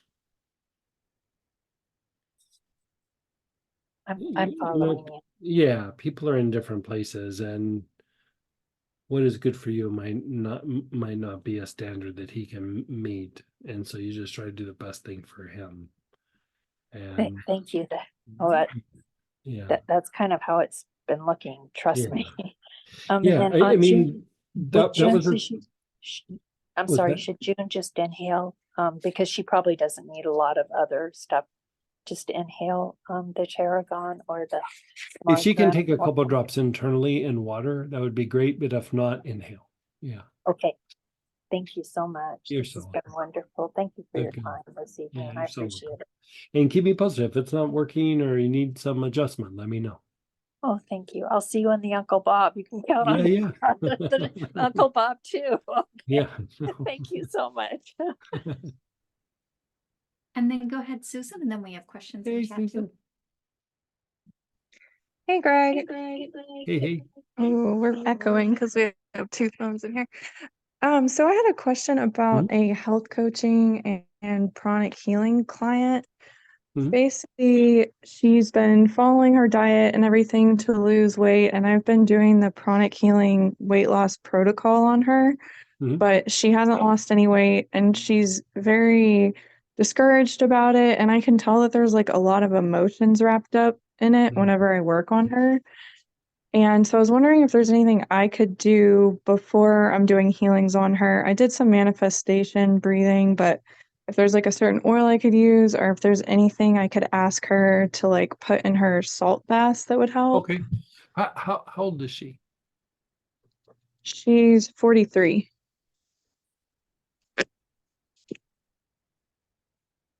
Mm. And do we know, is she like premenopausal at all, or? I'm not really sure. I think she is, yeah. Yeah.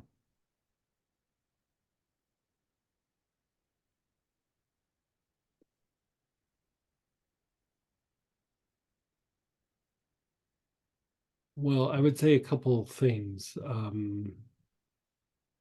One, it might not be a bad idea. Is she having any sort of symptoms like hot flashes, changes in her cycle or bowel movements? She's not having any of that yet. Okay.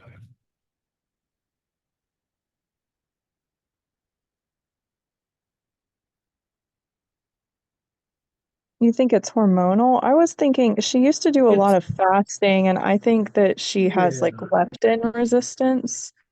So I'm trying to get her to relax in general, but it's hard to get someone to accept that, that they need to kind of just sleep more and things like that to actually lose weight. yeah. Um, I think I would probably pound on her liver pretty hard. Okay. Like,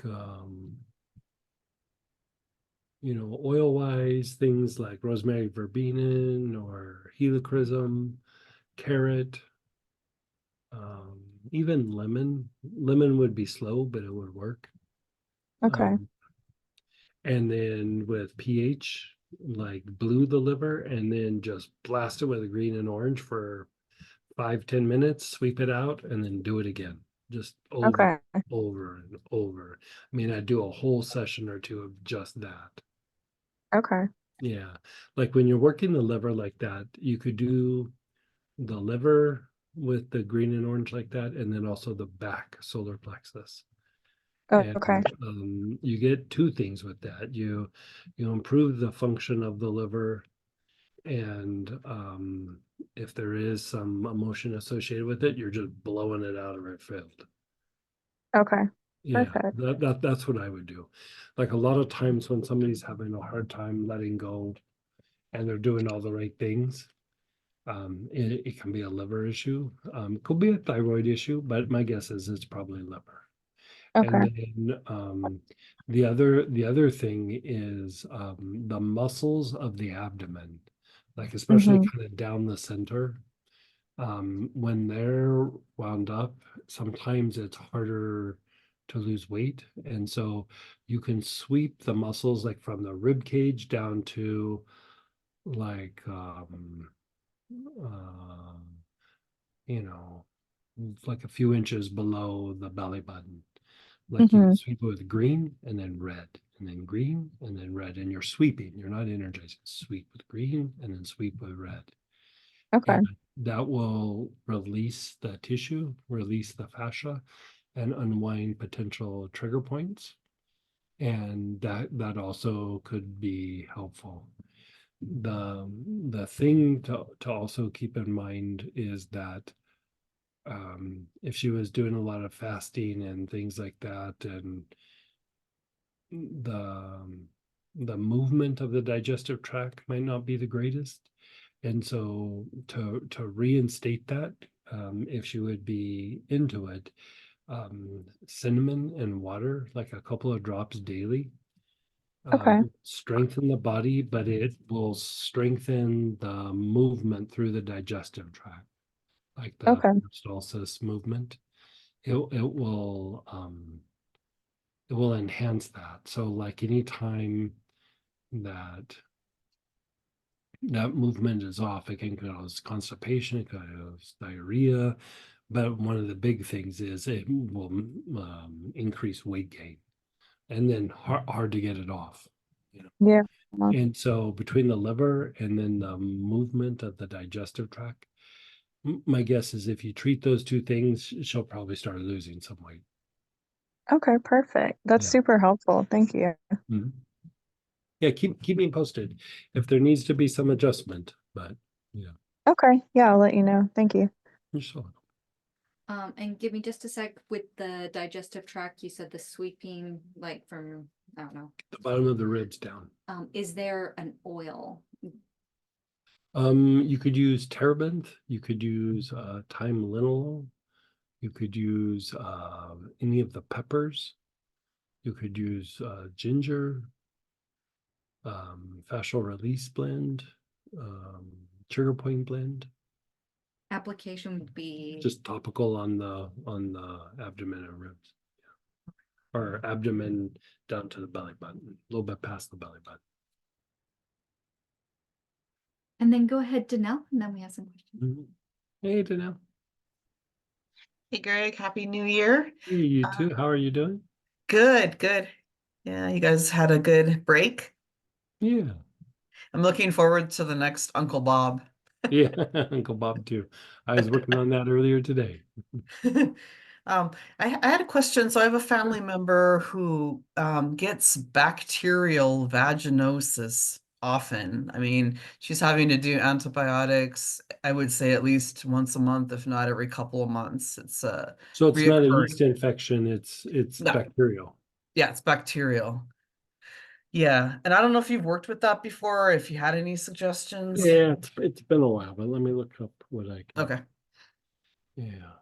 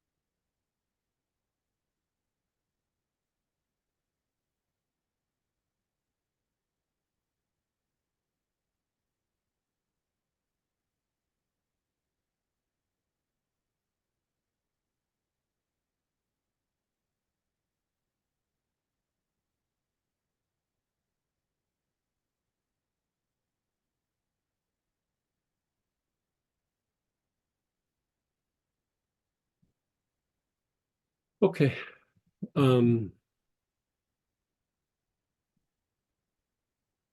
Yeah, you have a couple choices. This is what I would try first. Is I would do a combination of there's this oil called savory, right? Savory. And I'd mix savory with tea tree, like maybe 3 parts savory, 1 part tea tree, and then put several drops of it in like a body tonic, or even just water, like shake it up really good, and then rub it all over the abdomen, especially the lower abdomen and the legs, but you can even do like the backside, like the butt cheeks or the low back, just like kind of cover that area. And I Okay. do it like a couple of times a day. Um, if if that would be attempt 1. Attempt 2 would be to use thymes in the same way. Like a thyme is a body tonic, and I would even maybe take a few drops of the thyme internally on a daily basis. Okay. And then if that doesn't work, there is like a formula that like a little combination. I've never really had people do this, but it's a thing that floats around in medical aromatherapy. Is you would make this blend and you would mix it with, like, I don't know, hazelnut or like some base oil, and then you would put a little bit of it on a tampon and then insert. And over a couple of weeks, it should make a change. I always kind of refrain from that. I mean, I've had people say they've done it Yeah. and they seem fine with it. She didn't But, really want to do anything like that, but yeah, I told her maybe I internally or I think yeah. that's pretty invasive, and like, Yeah. so I usually go with the first thing, like do the savory and the tea tree, or the thyme and base of like witch hazel or alcohol or water, and then just apply topically. Savory is quietly a rock star when it comes to like bacterial infections, especially stubborn bacterial infections. Okay. You know, it's strong like cinnamon is strong. It's strong Yes. like oregano is strong. It's a little bit softer than oregano, but it's still, you know, it doesn't take crap from anybody. You know what I mean? It's like it's a Yeah. go-getter. And I would feel pretty comfortable with between that and the combination with the tea tree applied topically would probably knock that out. So she wouldn't do that internally. That would just be No, time. just like topically, like rub it all over the Topically. abdomen and Okay. like the tops of the legs, maybe a little bit on her butt cheeks. Yep. All good. Yeah. And any specific kind of time, or I would like if I would either do red thyme or I would do thyme thuyinol. okay. Thuyinol is going to be gentler. Like I always uh would lean towards the thuyinol just because it's really good. Any of the thymes are good for bacteria. Okay. But it's softer. You could do bigger dosages, and you know, I think thyme thuyinol is pretty good at a lot of bacterial type infections. You know, different times kind of do slightly different things. Thuyinol Yeah. is, man, it's a little bit of a rock star. Okay. And so I would use the thyme thuyinol. And Yeah. that's okay for her to just put on the skin with the I body. would still mix it with like a little bit of Top. alcohol or something, not neat, Yeah. but like thyme thuyinol, I've put on neat many Oh, times. okay. Yeah, Okay. it hasn't bothered me, but I would still put it in with a little something. It's a little softer, where if you did the red thyme directly on the skin, it would probably irritate the skin. Mhm. I haven't found that to be the case with thuyinol, but I would still put it in a little bit of a carrier. I mean, she could even probably do like lotion or something, like just Yeah, I a was couple thinking pumps of like, lotion, yeah. drops of oil, and just rub it on her abdomen, call it good. Yeah, okay, okay. And then to take time internally, because I've taken oregano before and it Yeah, burns. it shouldn't be anywhere near as hot as that. Not as bad. No. Okay. Red thyme or white thyme might be a little bit, but like by the time you get to thyme thuyinol, it's not that bad. And the one you're talking about, is it Yeah, THEO? Yeah, so we THUY. have it in the chat as well. Oh, you have it on the chat. Okay, Yeah, perfect. Robert even put a link to it. Yeah. It's Oh, okay. THUY ANOL. Yeah. All right, great. Sometimes they spell it with a Y, sometimes they spell with a J. Yeah. Okay. they're accepted. Yeah. All right, well, thank you so much. It's Oracle. And go ahead, Priya. Hey, Priya. Hi again. Mhm. So I just quickly went through my kit Mhm. and I seem to have rose alba. Is that going to work Oh for? yeah, that's super premium. Okay, Yeah. good. That's good Yeah, then. yeah. Yeah, it doesn't get better than that. Yeah. So she would then do frankincense and rose alba both She could together? just choose one. Like give her a little tiny bottle with some rose alba in it and maybe a little bit like jojoba or something, just to make it, last, and then just have her inhale it a lot. Think of the other person. Thank you so much for Yeah, that. you're so welcome. Much appreciated. Yeah. Thanks. And this is starting in the chats, and it was a little while ago. What was the process for expansion and then grounding that Greg was describing for Ralph?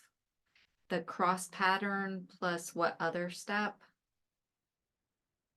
Expansion was Bakul, and then the grounding was vetiver or balance. And it's that pattern that's I don't know what we call it.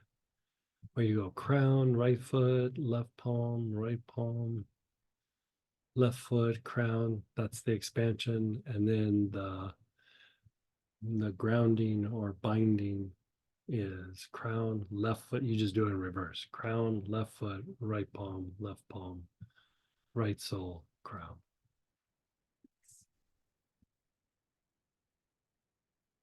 Which oils are in the Holy Rose spray? Holy Rose, Rose Alba. Yeah. Questions for Greg. A 16-month-old baby has severe constipation after he gets his shots. This happened the last 2 times also, and the constipation goes away over time, but the parents and grandparents feel helpless when the baby cries from the constipation pain. Is lemongrass okay for babies? It might- Maybe warm tea form? Might be a little too much. Actually, what I would use is coriander. I would use coriander, put like a drop in some water and stir it up, like maybe in about 4 ounces, and then give them a couple spoonfuls of the water, and then just do it several times throughout the day. That will most likely knock that out. If that doesn't work, Roman chamomile would be the thing to use. Between the two of them, that should work. And then there's an older man, he's 72, he's getting itchy hives at night. The skin is becoming dark and discolored. Not sure of the cause, but the doctor only prescribed a skin cream. I don't know what kind, but it's not helped for the past week. But it's hives. We know that it's hives.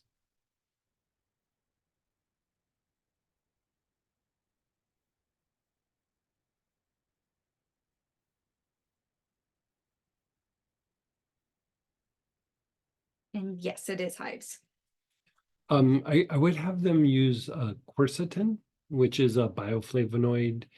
It's a crude form of vitamin C. Like regular vitamin C won't work. You'll have to use quercetin. So you get it at any health food store, or go on Amazon and get it. And like three tablets, a couple of times a day. And then I would do like blue tansy or blue healer as a body tonic. And the combination should knock that out. Let me see if I have something else. I think that should get it.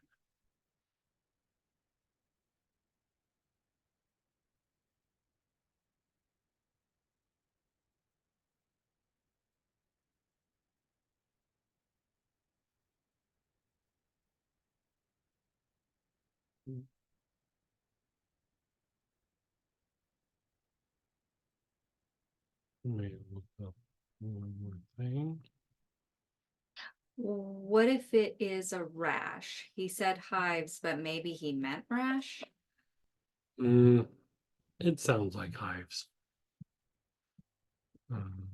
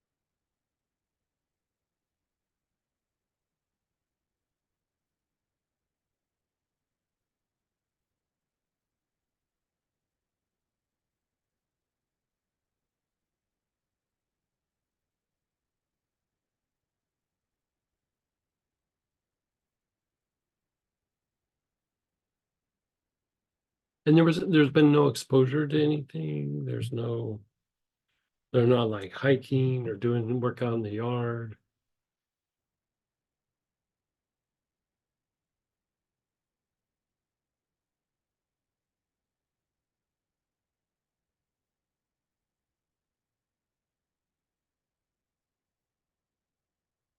Yeah, I would do blue tansy. I would do German chamomile. You could do Roman chamomile if you had that.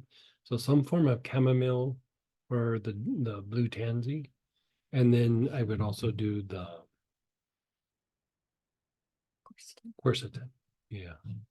And they responded, not that I know of as far as them moving Yeah. around, but he does work in the yard a lot. Yeah, still, that's, I mean, that he keeps getting them, like, I don't know. I would try this first. Like try treating it this way. If it's still non-responsive, sometimes hives can be weird and I treat it straight up the way that it is, and then if not, we start looking at other reasons why that could be happening. But there's something causing the skin to be reactive. And so it's usually like some form of like an allergic response, a sensitivity, an exposure to something, you know, a weird thing in the immune system. So let's start with this and then go from there. But yeah. Different question. Can I put 2 to 3 drops on the back of my hand, lick it off, then drink a cup of water instead of actually putting it in water? Depends on what the oil is. Like I would say, don't do that with lemongrass or cinnamon, oregano, clove, you know, some of the times, you know, anything that's real hot. Sometimes even citruses might be a little too much.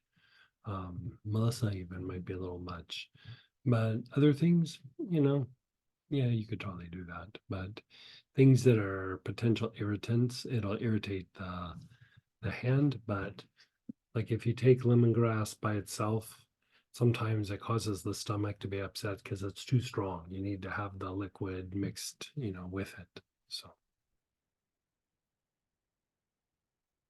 Is a class possible for erasing poverty vows?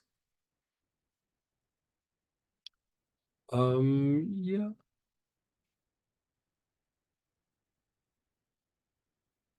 I was going to make a poverty joke, like a poverty consciousness joke, but But we'll have to wait till later. Right. Gotcha. Yeah, like I'm trying to think. I think it was actually even in one of the old classes, like the one of like maybe the early, Back in the olden times. yeah, the early prosperity, the manifestation. Someone said before Zoom. Yeah, before Zoom, you know, when they used to cut hair with fire and All right. yeah, we could throw that in the mix. I have a pranic healing / health coaching client that's been really determined with her habits, but not losing any weight. Oh, we already did that.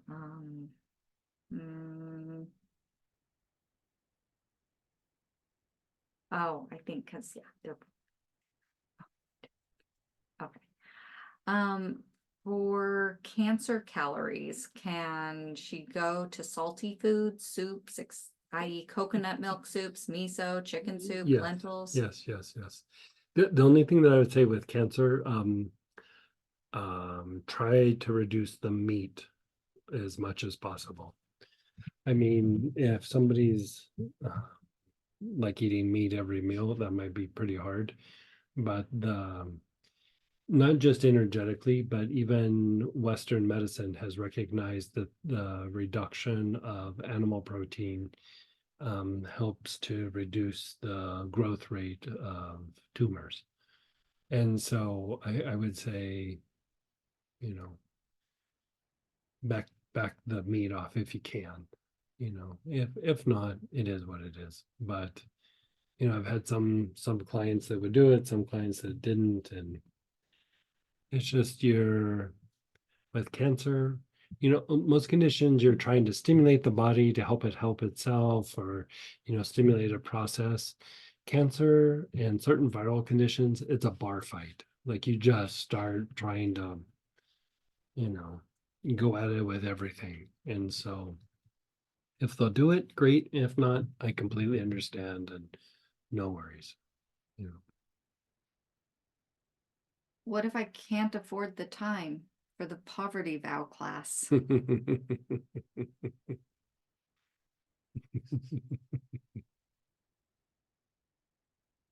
Odd question. I used to sense resonance with something by a tingling in my crown. Today, I seem to be feeling that in my legs. Is that something different? Wait, so they're experiencing. Okay, if you could clarify, you could type in.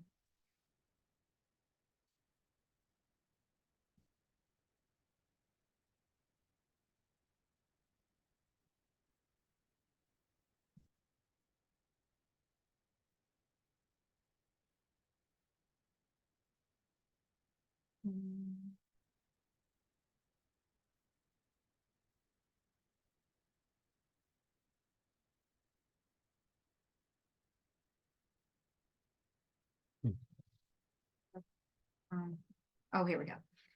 I am experiencing a lot of tingling in my legs, especially lower today. Wondering what that is. I would treat the low back and the hips. That's usually what that would mean. The thing with the crown, I'm not sure, but anytime you start to feel a little tingling, there can be a little bit of compression down in the lumbar area. And that's what it does, is it starts to calm. Is it on the inner thigh, the outer thigh? Down in the limbs, the shin, the calf, top of the foot? Feels more energetic than nerve. Mhm.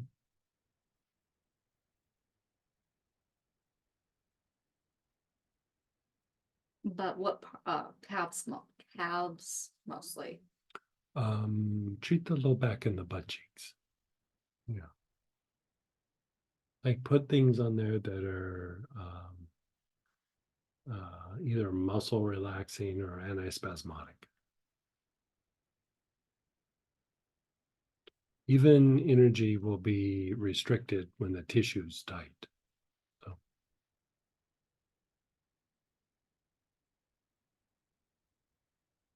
Different person.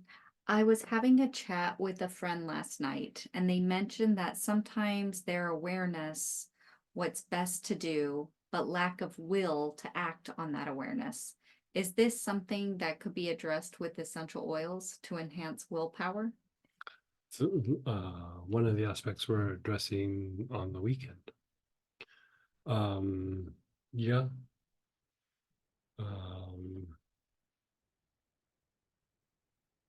I mean, it could be a couple of different things. Cinnamon will help you just to get up and get things done. But like when there's a genuine block in the will centers, you know, sometimes just stimulating the will make it happen, and sometimes you got to undo, because it might be because of a trauma or past event or an event that's happening that's active right now. And so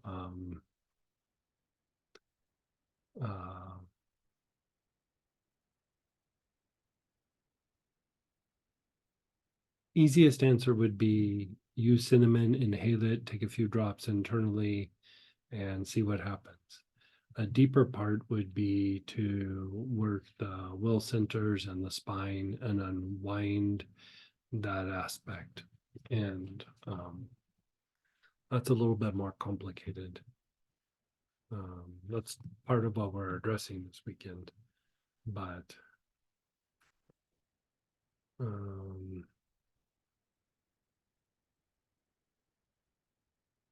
you could even say, when that happens, it's too much intellect, not enough intuition.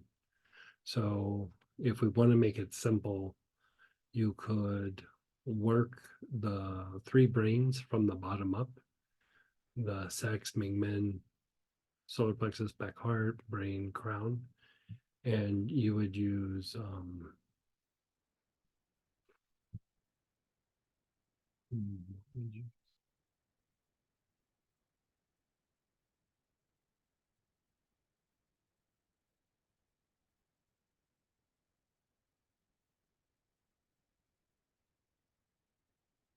use galbanum for that, going up the three brains. So try cinnamon and or the galbanum with the three brains. Cinnamon would be a few drops internally and inhaling it. The galbanum would be working the three brain pattern. Yeah. Thank you, and I'll suggest this class to them as well. Yeah, I mean, they don't necessarily have to take the class, but like sometimes it's more complex than just a symptom, but still you can start off just treating it as a symptom. You know, the class is always there, so if they want to get it later or something, but you can just treat it straightforward right off the bat. You know, the thing with something like that is it could be could be, you know, things from the past, like an old trauma, things from childhood, not wanting to rock the boat, not feeling worthy. You know, there's all kinds of things that it could be. So first thing you do is you treat the symptom. If it doesn't respond, then you have to start going, well, what could it be? You know, and you start unwinding that. But let's start with the ones that we talked about.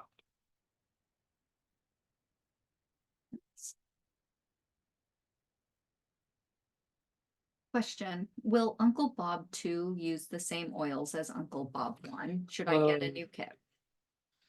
It's going to use some of the same oils. There's going to be some other oils in there as well, but you probably have most of them. There's not any big new oil that's there. Like we'll be posting the list tomorrow.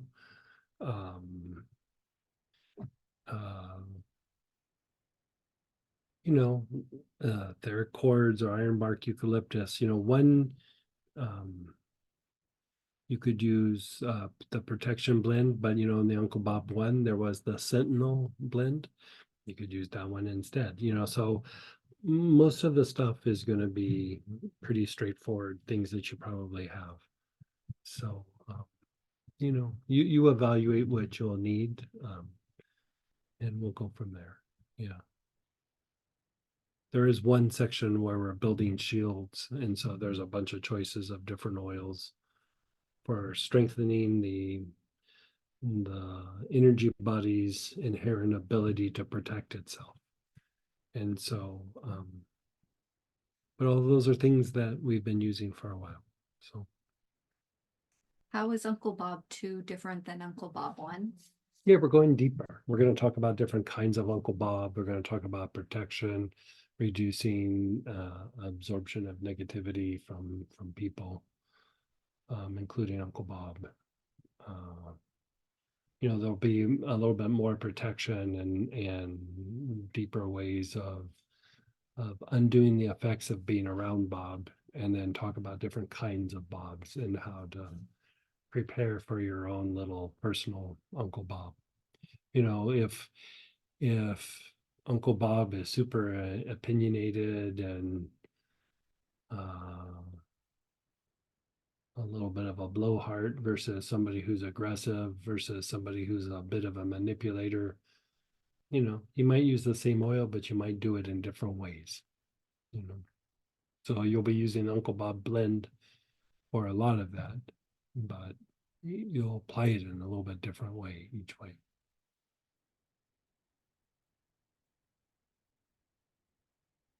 Well, great questions tonight, guys. I think we have enough time for one more. I don't know what you want to do. We have 5 minutes. Oh, go ahead, Channing. There you go. Hey, Miss Channing. Hi, Greg. I was actually online, but I missed a lot of it because I got pulled into a work meeting. But I heard some snippets that signals to me that this is probably a practice session I should go back and review, but I wanted you to look at something. I'm back at work Sure. today. Sure. Did you mention blowhard just now? Oh yeah, I did. Of the oils that Robert has listed here, the cinnamon, the galbanum. I don't actually have Uncle Bob, but which one should I use to? So, but what are you trying to do? You're trying to deal with some Protective employee who's being a force little, field. yeah, protective force field. Yep. Somebody who's being a little sassy, or somebody. Yep, that's the word. Yeah, that's the word.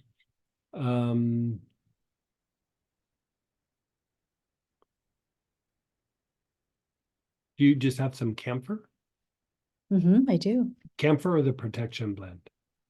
And Okay. inhale it, put it on your wrist. You could even put a bunch on your feet if you wanted. Yeah, I have a working session with him tomorrow. Okay. Yeah.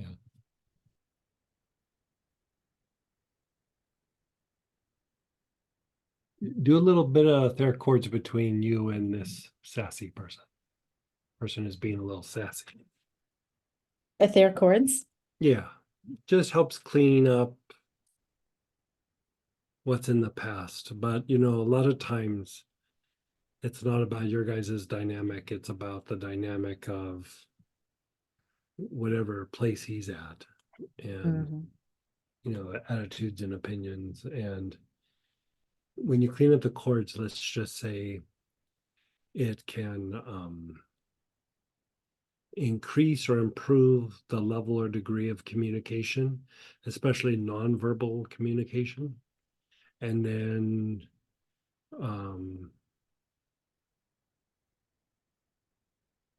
think of this person and then do the 3 brain practice from the bottom up. Let me write that down. Okay. So which oil with the 3 brains from bottom up? Do the shibumi from the body mapping class. Mhm. Yeah. Okay. Yeah. Okay, you guys. Well, we're gonna jump over to the Astar prayer petition blessing and join us if you can. It's a nice way to spend 15 minutes and just flush some things out of your field and do a little service. If not, you know, we are doing the study group tomorrow night for the translucent imagination of the heart. And we did a 2.0 version of it. So I'm sure there's questions. And if not, we're going to do some of those yummy practices again. So, and then I'll see a bunch of you guys down in Sarasota and on the weekend. So take care, you guys.